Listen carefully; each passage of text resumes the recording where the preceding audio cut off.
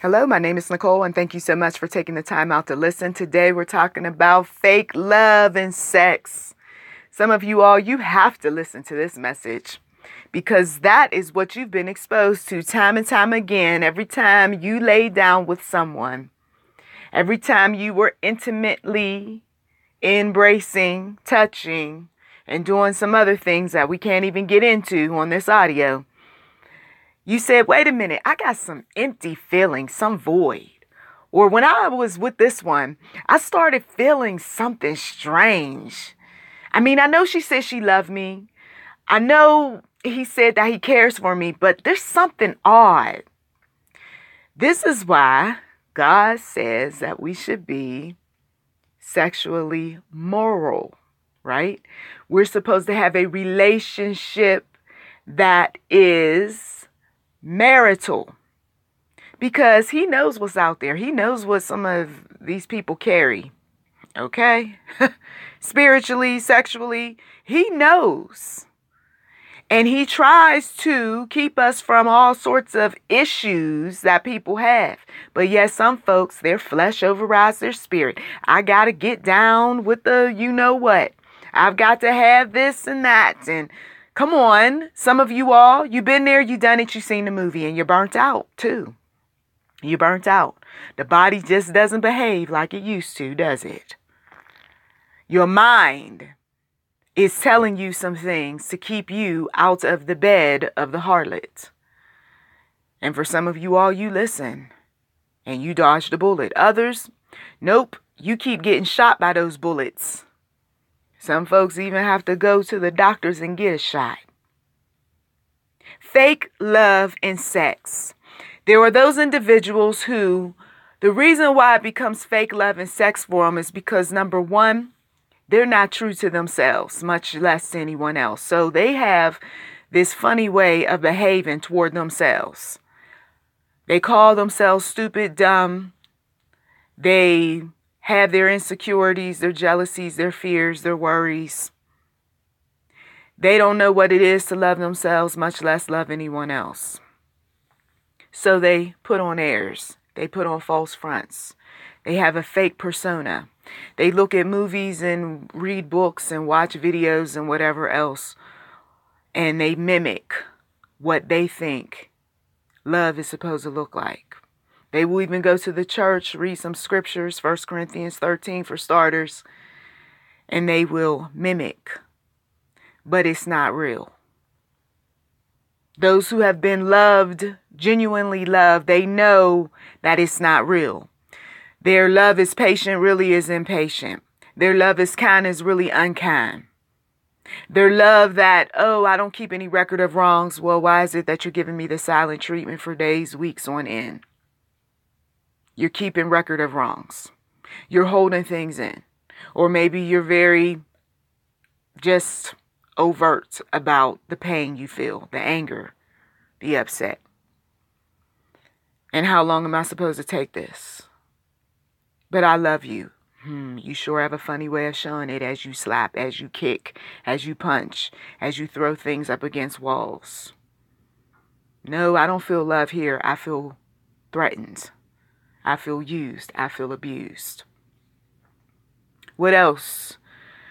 Well, when they want something, point two, when they want something, they know how to fake it to make it, so to speak, right?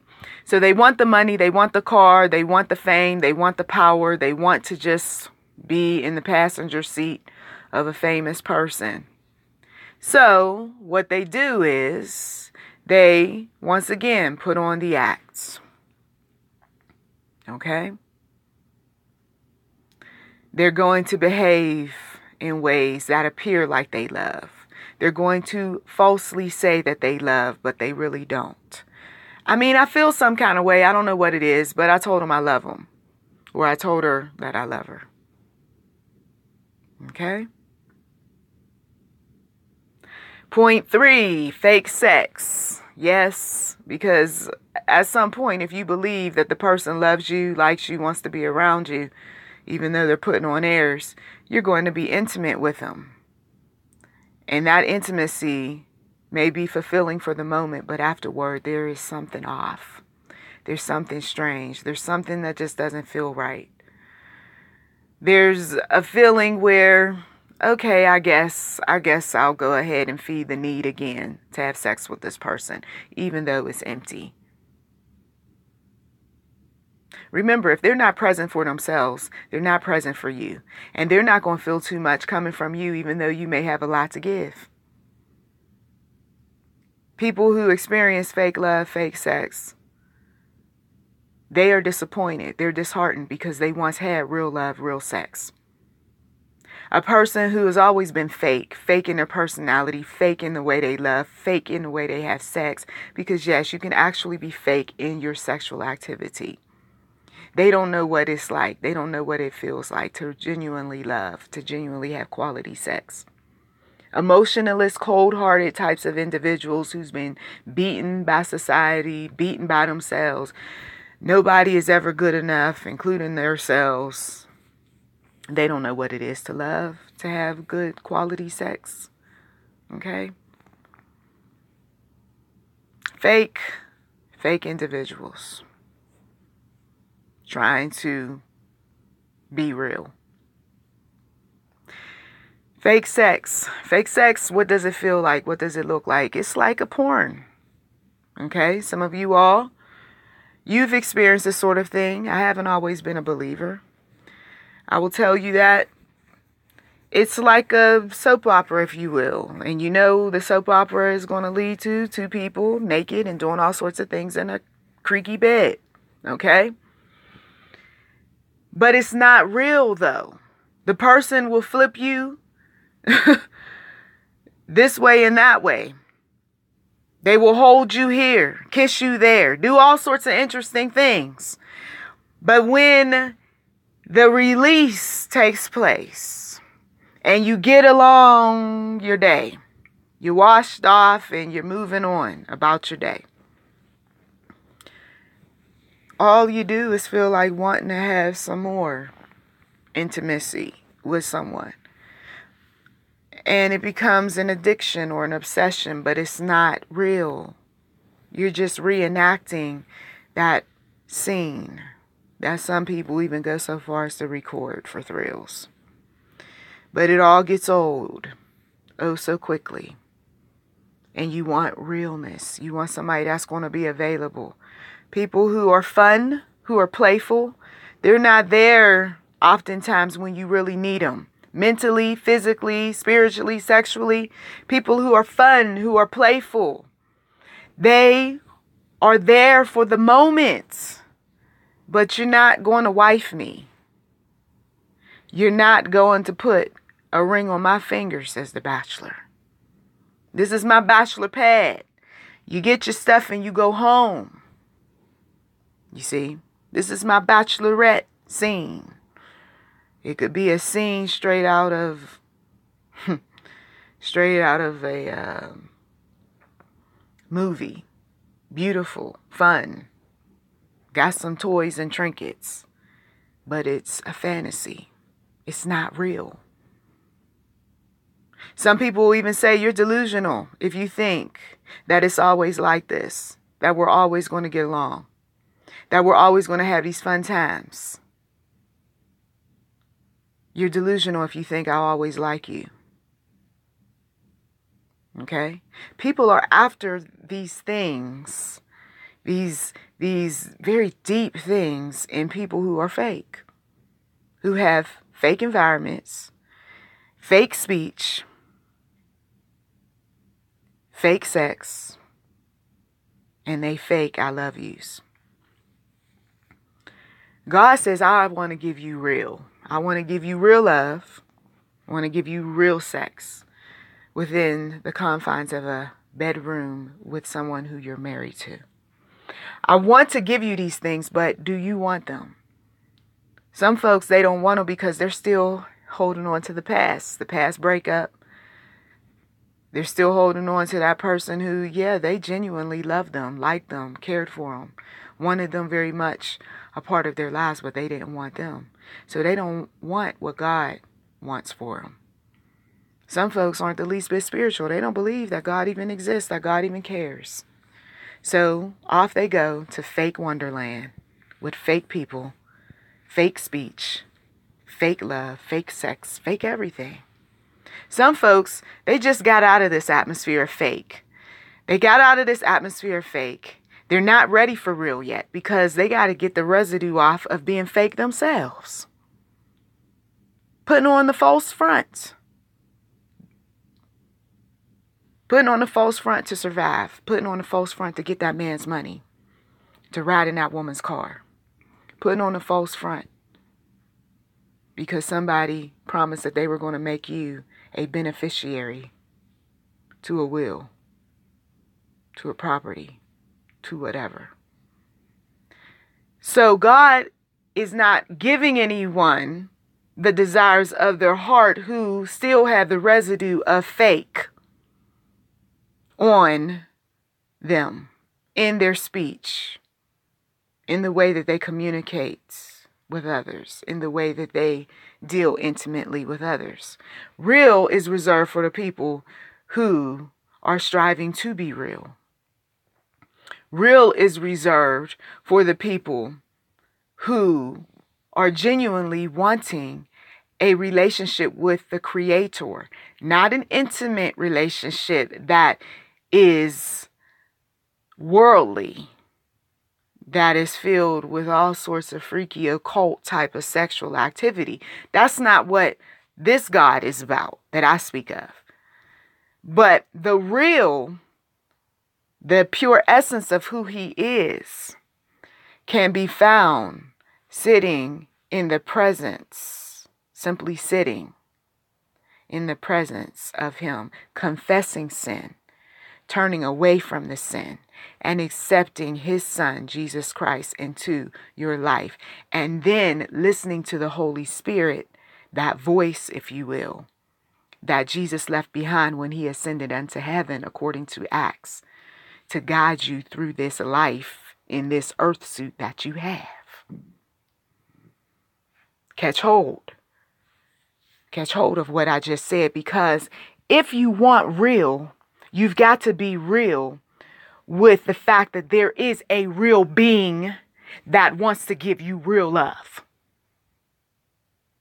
But if you can't accept that, then once again, enjoy the fake ride that somebody created or you created for yourself. That fantasy that's on the screen.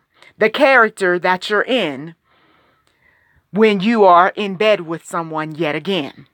The empty feeling that you feel that's very much real when you're out of the bed. Some people have been indoctrinated early on a fake gospel. A gospel that's about using and abusing people. A gospel that's about taking them to the bedroom and doing any number of things to them. Or to a cage, or out in a field somewhere, or up in somebody's attic or basement. And so, having been through that sort of abuse, they have yet to experience what it truly feels to be loved. I suggest to go to the one true God as well as get professional counseling. Because God, He says that I didn't put you in your earth suit to walk around to be used and abused. I did not appoint and anoint individuals around you for them to hurt you in any kind of way. But those who were given a choice decided to go left instead of go right. And so now what we end up doing is we go through a healing process, because I'm not about to be enslaved by what somebody said or did to me from way back when. I'm not about to be enslaved to some fake love, some fake sex, because somebody who I happen to be hooked up with or connected to or married to doesn't know how to show some real love, doesn't know how to give some quality sex. I'm not going to be enslaved that way. That's why we go to the one true God with our burdens. We don't go to family members and friends and everybody else who is ill-equipped, not knowledgeable in intimate matters like this, because they are bound to say something crazy like, you know, the best way to get over somebody is just to go out there and have sex and be somebody's girlfriend or somebody's boyfriend. What? But we got people who give that sort of advice. And for a season, it seems like it's working.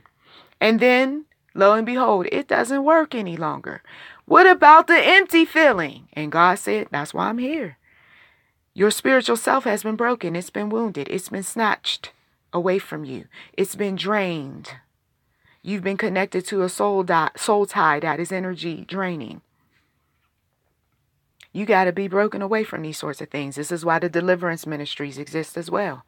Because some people need deliverance. You need to look it up in your local area, deliverance ministries, where there's the laying on of hands, people who still believe in casting out demons. And some folks have been plagued by some awful things, having had sex with some individuals, having been in a setting where somebody said that they love you while they put something in your drink or in your food. And your mind is warped and you're wondering, wait a minute, what's going on? Why am I so attached or almost obsessed with this person? Or why is it that I keep seeing these weird images when I'm intimate with this person? It happened to me. It happened to me. Somebody ended up showing up with some red-colored bread. First of all, that should have been a warning to me. Why am I looking at this red-colored bread? Now, why am I feeling drawn to eat this red-colored bread? Red, I mean, you can disguise all sorts of things in the color red or a deep dark brown. And here I was eating it, and the next thing you know, I started feeling like I wanted to be with this person. And I went to the Lord with it, and the Lord said it was the bread that they had placed in your hand. But what you don't know is that they had a certain prayer for you. But that prayer was an unrighteous prayer. Okay? Another time being very intimate with an individual, and I saw all sorts of demonic-like creatures coming from this individual. And I was so shook up after that intimate exchange, and the Lord told me, he said, that individual had been exposed to witchcraft. That individual had never been in any type of deliverance ministry where the casting away of demonic entities had been far removed. It hadn't been done. So getting intimate with a person, right? Whether you marry that person or don't marry them, but they got a whole lot of baggage that's still clinging onto them, can become your baggage. And some of it can be so horrific. If you're sensitive like I am, you can see some things. You can feel some things. The person can make you sick even through all of their anger, their abuse, their unresolved issues of yesteryear.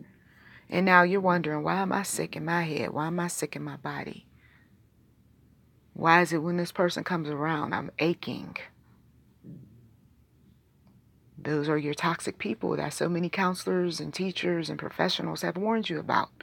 They're carrying all of the negativity with them. The pessimism, the evil, the ugly, and they're putting it upon you through a sexual exchange or through an intimate moment of saying how much they love and care for you. And that's so far from the truth. No, they love that house. They love that car. They love the fact that you got children and maybe they don't.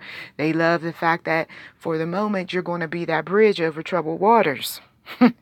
They love the fact that you're in a powerful position, or they love the fact that you're in a leadership position. They love the fact that you give a sense of security when maybe you're not even secure in and of yourself, but yet this is what they feel.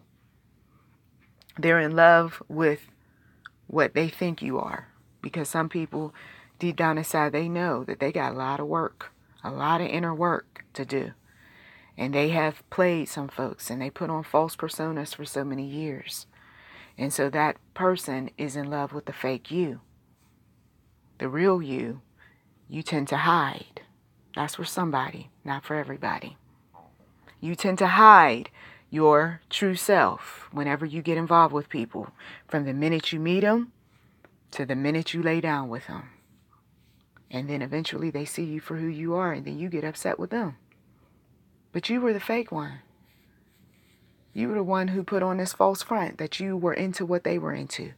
And you were very engaged. And you were into going out and in discovering new things. And you know that you prefer to stay at home.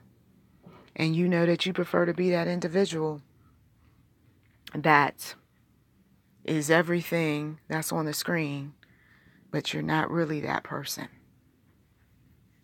or whatever that person wanted you to be. And yet you're still not that person. And then you get upset with yourself because your cover's been blown. And then you get upset with that person because they don't want to stay around the fake persona. You're fake, right? Fake love, fake intimacy. So how do you get real? You start by finding out what you desire, what interests you. You pray to the one true God. You ask him, what is your will for my life? You confess your sin. I've been fake. I've been telling lies. I'm not really this person or that one. You've got to be real with yourself before you can be real with others. You've got to learn to love yourself. Even when you are not where you should be right now, work toward the change. And then eventually you'll start to love who you see in the mirror. Because 9 times out of 10, that person who's broken, busted, and disgusted, that may be even a fake persona too. Because for some people, the victim is a character. It's this role that people fed into in order for you to get what you wanted. And it worked for you. But now the Lord says it's time to remove the false fronts, the false facades. Fake sex, fake love, fake everything. Some folks literally had to snatch off wigs. Some folks had to take off the false eyelashes, wipe off the fake eyebrows. Some folks had to take off the fake wardrobe. They know that they don't like to parade around in tight stuff, showing off every part of their body. And they put on something more reserved, more conservative. Some folks got tired of riding around in a car that they don't even like driving, but it was a babe magnet. Fake, you see. Some folks, they got tired of walking around making small talk with everybody when they know they really don't care about folks all like that. They care about themselves and what they can feed off of others. And then eventually something tragic happens, something major happens, and now I don't want to be fake any longer. I don't want to pretend like everything's okay and all right. I don't want to pretend like I'm mad all the time because I've been around all these mad people. I just want to be real. I don't want to have sex because people keep telling me that I should have sex once we get so far in a relationship. I don't want to say that I love a person when I really don't love a person. You see, getting real with oneself. And then eventually the real love shows up. Now this is real right here. I can say I love you to this person because I know that this person really loves me. They love me even when I'm ugly, even when I'm down, even when I don't even come around. They love me even in my weakness. They love me in my struggle. They love me when I'm up. They love me when I'm successful, and they love me when I fail. That's real. That's real. And in a marital setting, when sex is involved, it is mind-blowing. Not smack it up, flip it, rub it down type of stuff, but we talking about there's something spiritual that takes place where it's nothing but beautiful things that pass between you and that individual. And you don't have to keep going to that person like a junkie looking for their next fix.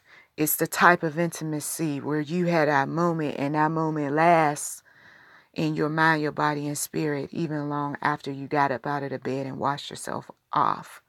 And you don't have to have that moment over and over again. There's something that's so fulfilling on the inside. And some of you all, I hope that you experience that in your lifetime before you close your eyes and stop with this little hit me up type of stuff. It's fake. At the end of the day, it's fake. But the realness of true intimacy, God has it in the palm of his hand. And he wants to give it to some of you all if you're willing to do it the right way. To be with somebody who you're equally yoked with. Somebody who's a believer like you. Somebody who wants to walk the straight and narrow like you. Somebody who's willing to hold that umbrella and get that raincoat when you're going through the storms of life. Somebody who is about the struggle when you're on the struggle bus and when you off the struggle bus. Somebody who's not sitting up there with that fake and phony trip, right? Telling you that they love you when they really just love your house, your car, or even what's in between your legs. Come on now. It's time to rise above it. I thank you so much, as always, for taking time out of your busy schedule to listen. Please do check the description box for anything that is of interest. You've been listening to YouTube Interim Enterprise 7. May God richly bless you, as well as those that you love.